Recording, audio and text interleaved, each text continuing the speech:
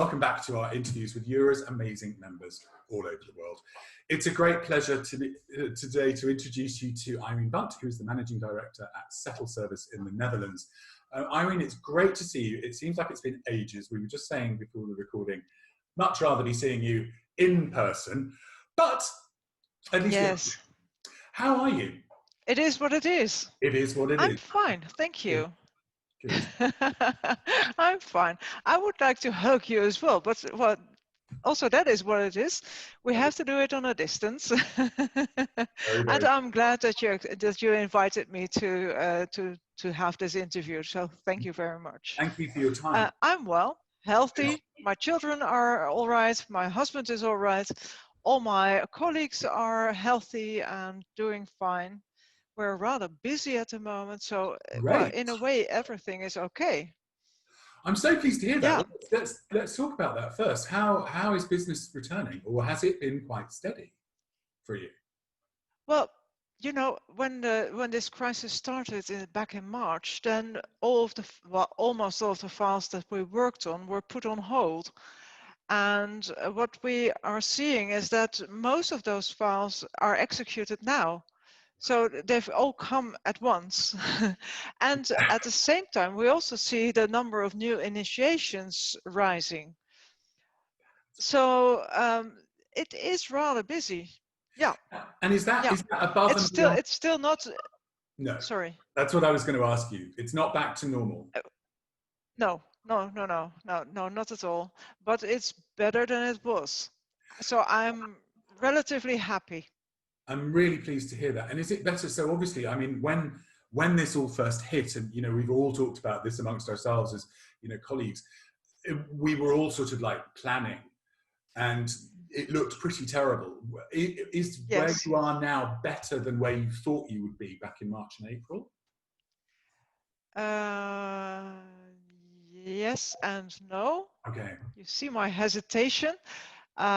So it's better in a way that the business has improved a lot when you compare it to that first phase. But it's not at a point where I would have expected it to be, because the number of infections is increasing again. And the situation is definitely not improving in the Netherlands, like in the UK and many other countries. So I don't know what will happen next. It's a very uncertain time, isn't it? And it is. I've been talking with members about that, and it's so interesting that, I'm not someone who likes uncertainty. I'm very intolerant of uncertainty. Mm-hmm. Other people I've spoke to, I spoke to Alexandra Britz, Alexandra from In Touch Relocations in South Africa. Yes. I'm good with uncertainty. And I was like, I'm not. How do you plan? Are you a good planner? Well, I do think so, yes. Well, yeah. What I like most about my work is to develop the company. So to listen to the market and translate that into the company.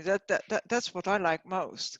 And in the recent months, I have been in contact with our clients, but not the same as before. The personal contact, through Teams or Zoom, or it's different. You don't get this personal touch. So you talk about what you're supposed to talk about, but not about the things surrounding your subject. So that's what I'm missing now. And this morning, I was at a client for the first time since March. Ha! That was a real party. I was welcome. That's great. And that is kind of like, when you referred to the fact that cases are now going up in the Netherlands, and when I spoke to your colleagues in the Netherlands earlier in the pandemic, you fared extremely well. I mean, the government was well prepared. They implemented actions very quickly. How are things now in the Netherlands? Well, opinions about how the government reacted are, some people say that they reacted well, and others say that they didn't. So, well, the fact is that we are at a point now where the number of infections has increased, well, reasonably. So I think that we're not far away from more drastic measures again. So at the moment, there are only a few regional measures, like that bars and cafes have to close down at 1 o'clock at night. But I don't think that's very, well, how shall I say it? I don't think that adds a lot to our welfare, No, I agree with you. well-being, that's what I mean. So I'm afraid that more drastic measures will follow soon. Yeah, I think so. And the number of infections has increased in student cities foremost. Yeah. So now is the point where the students also infect their parents and their grandparents. And the grandparents are obviously the group that you don't want to be infected. Yeah. No, that's absolutely true. And it's exactly the same thing that's happening here. And it was interesting. I was talking to Tobias Schönbrunn yesterday in Germany, and he was saying actually in Germany, cases have stayed very stable for the last few weeks. But I think we're slightly ahead in the Netherlands and the UK. Yes, yes. Well, in the first phase, that was the same.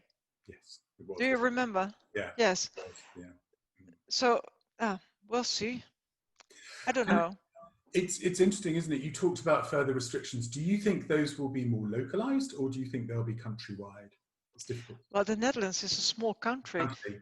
so now we have those regional measures in place. But if you want to go to a bar or want to have a party, you just go to another region and have the party there. That's really simple. Yeah. So the Netherlands is not big enough in my eyes for regional measures. So I am afraid that it will become nationwide again. But Yeah. I know that the government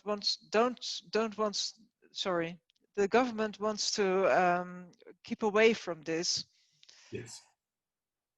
But well, we will see what will happen. It's such a difficult balancing act for governments because I mean, on the one hand, we've got our prime minister who had COVID is being very cautious. Our chancellor, who is desperate to get the economy running, is trying to balance the two things. Let's not shut down an entire industry again. Yeah. Hospitality, right? Well, I don't expect that they will close the borders again. No. So that's good news for us all in this industry. Yeah, it really is. And that's so interesting as well, because again, we're talking about that to members across Europe. And of course, the big difference is our members in America, where the borders are closed entirely. Yes. And they're pretty concerned about when that's going to change, because it seems so political. Yeah. Whereas, so tell me, how you said your team are all well, everybody's doing okay. Yes. How are they? Did you have everyone working from home at the beginning, and are you back in the office now? We worked from home at the beginning. Speaking for myself, I worked from home from March until May. Right. But then I thought, when I work from home, I can't stop working. I know. you recognize this, don't you? So even if I've shut down my laptop, etc., I've left my study, I will still be at work.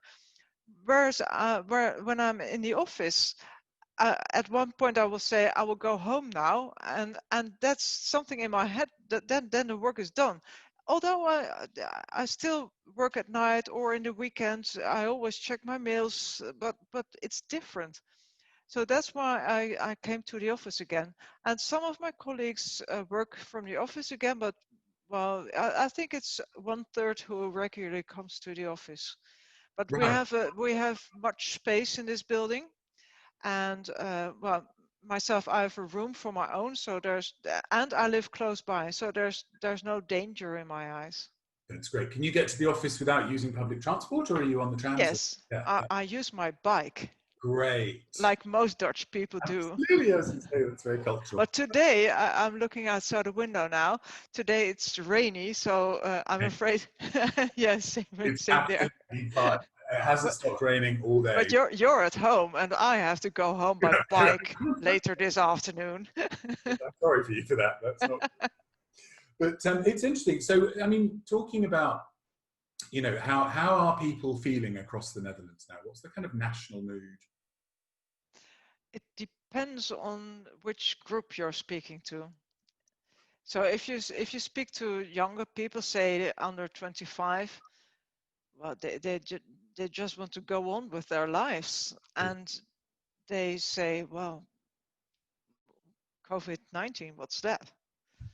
We want to have a good time, and we want to spend time together, and we want to have a party. And so I think that many people from below 25 are not aware of the risks at the moment. People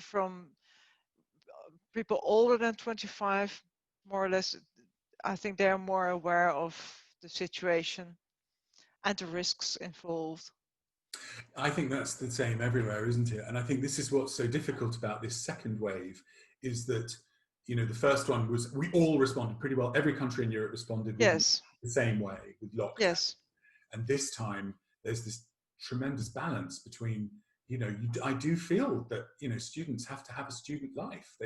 It's Yeah. so unfair not to. You can't blame them. No, you can't. You really can't. The past week, there was an initiative from a number of artists and influencers under the hashtag "I won't cooperate anymore."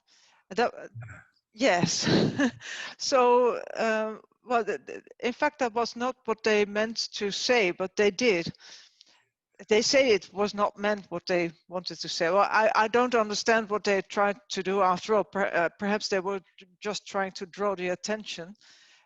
Their income levels have dropped down. But that was so stupid in my eyes to do. I'm very happy to see that most of them have said, well, this is not what I meant. So they pushed it away again. But well, this is very dangerous for the young people in the Netherlands, these kinds of initiatives. You're right, it is. And it doesn't take a lot for, especially, with the dominance of social media, and, movements can start very quickly and can become very powerful very fast. Yeah. It's such a difficult thing, isn't it? Because on the one hand, there's so much psychology involved in all of this about accepting, the limitations that we're living under. Yes. It's very, very tough. It's very tough. And I do understand that you want to have a life. I do understand it. I also want to have a life, but my life is different than when I used to be 25. Right. I'm not far from that. You can see that, but you are very close to 25. Much closer than I am, I can tell you. But it's interesting because there is this balance, and we're all trying to find it, and it's very, very tough. It's very tough.